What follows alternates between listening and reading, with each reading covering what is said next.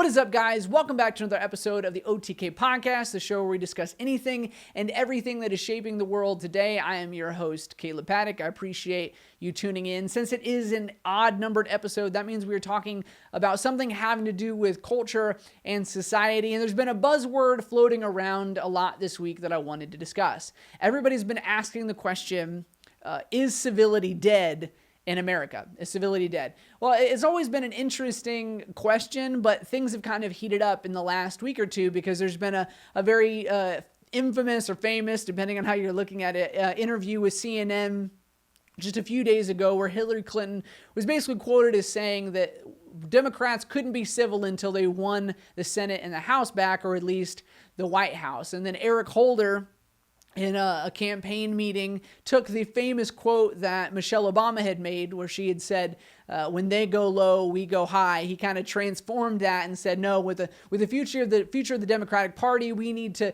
change that to when they go low, we kick them. And obviously, I don't believe that he was actually advocating violence against those on the right, but it caught a lot of people's attention. And I'll make sure to link all those stories down below so you can check out the videos for yourself. But it's got a lot of people wondering whether the damage that has been done over the last 10 to 15 years, or even just the last campaign cycle, is it possible to undo it? And the way they ask that is civility dead. Well, I have a platform. No matter how small it is, I feel some level of responsibility to try to interject a little bit of logic, a little bit of even keelness into this conversation. Because the reality is, you can ask if civility is dead, but civility is not a person. And what I mean by that is it's not alive and it's not dead. It's basically a culmination of the decisions that a nation is making. Every time we make a choice to have a conversation calmly and respectfully with someone that we disagree with, we bring life into it. Every time we decide that we're going to yell and scream and pick at people and not allow other people to speak, we kill it a little bit. But it's not a this or that situation. It's okay, where is this level of understanding at this moment in the nation? And so I wanted to give a little bit of my opinion on this topic of civility and why I think it's important for us to be able to keep the proper mindset moving forward, because it's not just the Democrats. I gave a lot of examples of that, but the right is just as quick to say things that are very polarizing and divisive as the left is as well. And so I think it's important for people on the right to speak out against this issue and really try to bring people together. So a few things, this won't be a very long episode, but I just wanted to go over a few things that I think it is important to remember about this topic. So first, we need to keep in mind that standards, morality, and ethics are not conditional. No matter what the other side does, whether you're a Democrat, a Republican, a conservative, or a liberal, your standards should not change. And I'll give kind of an example of what I mean. During the recent Kavanaugh confirmation, there was a lot of people on the left that were saying that conservatives and Republicans did not care about assault victims. And they were saying that we were monsters because we wanted to confirm this person. And I can understand that. I understand the mindset of we need to believe people, we need to take allegations seriously, and I absolutely agree. But what was amazing to me was recently this week when I had an ad running, somebody had noticed that I had posted a small bit of support, not even a strong statement, but just a excitement that he was confirmed and that I was hoping that through this court decision we might be able to tackle the issue of abortion in America. And so somebody commented in the comment section basically that, hey, you guys should unfollow this guy because he supports Kavanaugh. And so in hopes to start a conversation, we talked a little bit. And by the end of it, she basically said, well, you don't care about people who are sexually assaulted. And it kind of stuck in my craw the wrong way. I should have just let it go.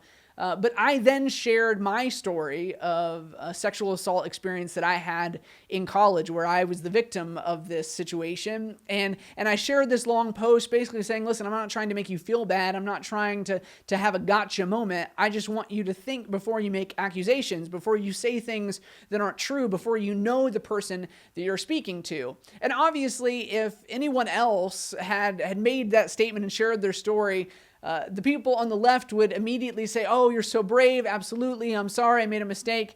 The girl pretty quickly responded and said that she didn't need the quote word vomit and that I was still a repulsive person. And obviously, you're going to have bad interactions with people. I'm not trying to single her out, but that to me showcases a lot of what on both sides happen is people pick an issue like believing survivors, like standing against anybody that even has an accusation of sexual assault. But then the second that it doesn't fit your narrative, the moment that it isn't advantageous for you, all of a sudden it's an issue that isn't important. And it's something that happens on the left and the right. It is not exclusive to any side. Republicans and conservatives are really good about talking about moral high ground and how, there should be all of these standards in government and all of this stuff. But then you'll see a lot of them succumb to special interest groups or kind of conditional ethics, all these things.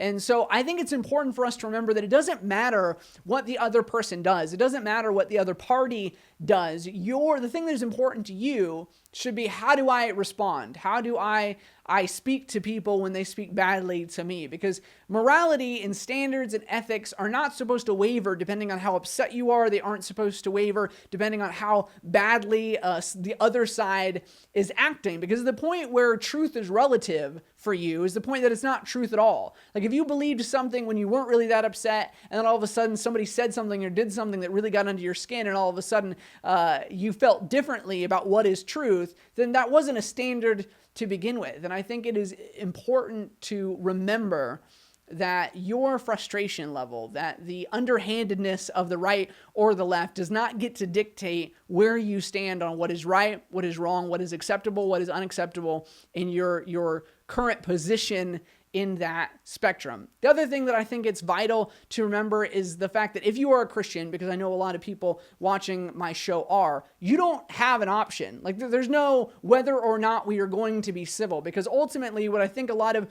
Christian conservatives forget is that your alliance is not with the Republican Party. It is not with some kind of political coalition. Your alliance, first and foremost, is with the kingdom. It's with Jesus. It's with reflecting who he is and what he can do in people's lives. And I understand the temptation to get kind of swept up in, can you believe what they did or what they said, dragging this man through the mud, whatever it is. But you have to remember that if you consider yourself a Christian or a person of faith, which a good chunk of the right does, you don't have the option. The same way that Hillary Clinton sits there and says, well, we don't have the choice of being civil. You can't have that conversation. You don't get to weigh that out. It's not of whether you do or don't get to act like Jesus. It doesn't matter our frustration level. It matters about our commitment and our convictions. And those are things that have to stay, because the second you lose them, yeah, you might win the fight. You might win the battle. Your political party or ideological philosophy may end up on top. But when all of that subsides, now how does that reflect on Jesus? How does that change the way that somebody looks at you as a Christian or the faith in general? And so we have to consider how we are reflecting on the thing that we claim to love so much, right? The church, Christianity, and Jesus.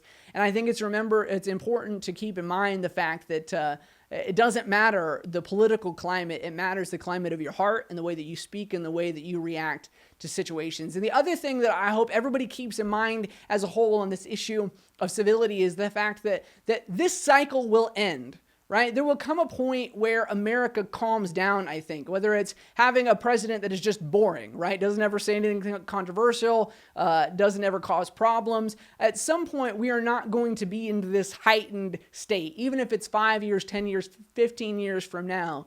I don't think the polarization is going to keep at the same level that it is. And the reality of the situation is, even if one side wins, you still have to deal with the consequences and the destruction that have been left behind. I feel like a lot of people, while I'm watching them interact with others they disagree with, forget that this person is their family member or their neighbor or the soccer coach or their kid's friend or whatever it is. And they forget that you're going to have to interact with a lot of these people that if the Republican side wins or the Democrat wins, conservative, liberal, whatever, when one side wins, the other side doesn't move to Mars, right? The other side doesn't cease to exist simply because you won something. And you have to be willing to and have to realize you're going to live with these people, right? These are going to make up 50% of America for forever. And so when you take this scorched earth, right approach. Maybe you're not familiar, but the scorched earth approach is a military technique that when an army takes ground in a country that they're trying to invade, to make sure that forces don't grow behind them and to make sure that the country stays weak, they will burn farms, they'll burn houses and schools and all these things. They call it the scorched earth because once the military moves on, all that's left is scorched earth. And I think a lot of times we, as people that have strong convictions on issues, think that this is a live or die thing, that this is the hill that I'm willing to die on. And I can respect that. You should have a hill or two that you are willing to die on. But the problem is, oftentimes people are willing to die on molehills. Things that are not make or breaks, things that are not absolute issues of morality, their personal preference. And I think we are too quick to forget that these are people that we want to reach. These are people that we want in our community. These are people that we want to have a conversation with at some point. And when you say things that make it nearly impossible to reconcile that relationship, when you perpetuate this idea that it is us versus them, that makes trying to bring that unification when everything is calmed down 100 times more difficult. And I think we need to take personal responsibility on both sides, right and the left, to say, you know what? Whether civility exists or not is not going to be a conversation, right? The only reason that my marriage works is because Desi and I don't even allow the question of, are we going to get divorced or not, to even enter the equation, right? We decided early on in our marriage that we weren't going to entertain the idea, that we weren't going to talk about it. We certainly weren't ever going to threaten it. And when you realize in marriage that you aren't getting away from that person, that you're going to roll over and they're going to be there. So you have a choice. Do you work through your differences and have a happy life and a happy wife at some point? Or do you put your heels in the ground and say, no, I'm unwilling to change? And then the house that you live in becomes a battle zone. I feel like in America, we're in a lot of the same place where people forget, as a nation, we're going to stay married, right? There's no separating into two chunks, conservative and liberal. We're going to stay together. And so in the same way, we can't have this conversation of, are we going to treat people with respect? Are we going to allow people to maintain their rights and allow them to speak their mind on whatever it is that they have to say? Those cannot be questions that are up for debate. They have to be sacred truths, constitutional truths that last past us, last past our grandkids, right? The only way that America is going to last is if we say, this is not optional, right? Treating people with love and respect is not optional. Now, who I vote for or what political party I support or whatever decisions I make, now, those things are conversations we can have. Whether something is okay or not okay, that's all right. We want to have those conversations, but we don't have the luxury in this incredible experiment that is America to ask ourselves, can we just be inhumane? Can we just treat people however we want? Because that is the moment where everything is going to unravel. And the things that we thought were such big deals then all of a sudden seem so incredibly silly when you were looking at the brink of potential civil war, right? The things that I'm sure the North and the South thought were such big deals then, a lot of them didn't seem as big a deal. Now, obviously, things like slavery are a ride or die issue, right? That's kind of a make or break. But remember, we are not to that point. We are not debating people's individual freedoms yet.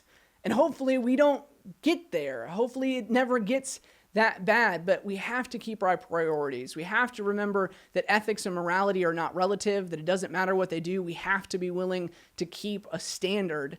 If you're a Christian, you have to remember that this absolutely isn't optional to you, that everything you do and everything you say is a reflection of Christ and the church. And most importantly, we have to remember that whoever wins, right, left, Republican, Democrat, we're going to have to deal with the other side, that we're going to stay married as a nation. And I would much rather work through our problems with love and compassion than to make the entire nation a war zone. Well, I want to hear what you guys have to say. What are your thoughts about Hillary Clinton's interview?